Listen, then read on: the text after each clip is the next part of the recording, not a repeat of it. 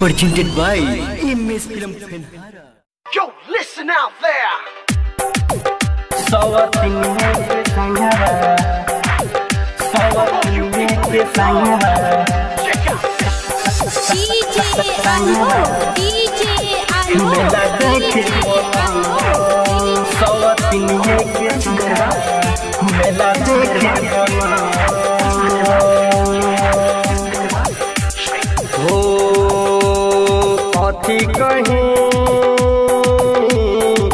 कथी कहीं हम तोहसे सखी, कथी कहीं हम तोहसे सखी।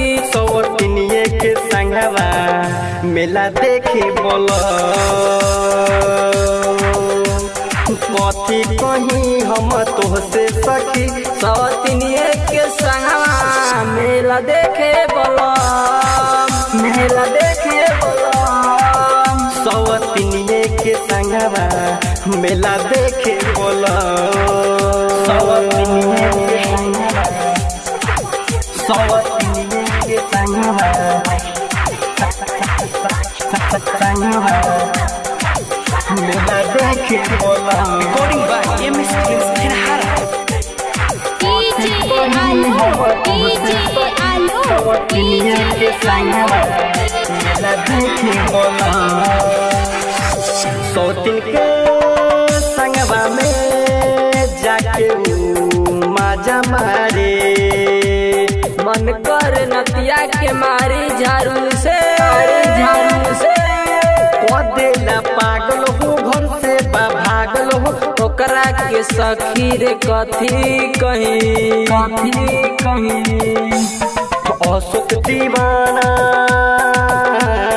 अशोक दीवाना करण कुमार। सौतिनिया के संगवा मेला देखे बोला, मेला देखे बोला।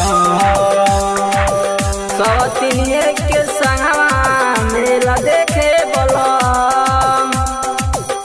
सवतिनिये के संगवा, सवतिनिये के संगवा, संगवा मेला देखे बोला। Recording by MS Film Fanfara. हो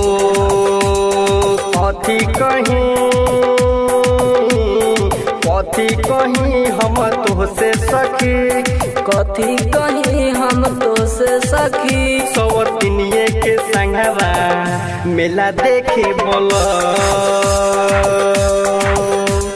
कथी कहीं हम तोहसे सखी, सवतिनिये के संगवा मेला देखे बोला, मेला देखे बोला।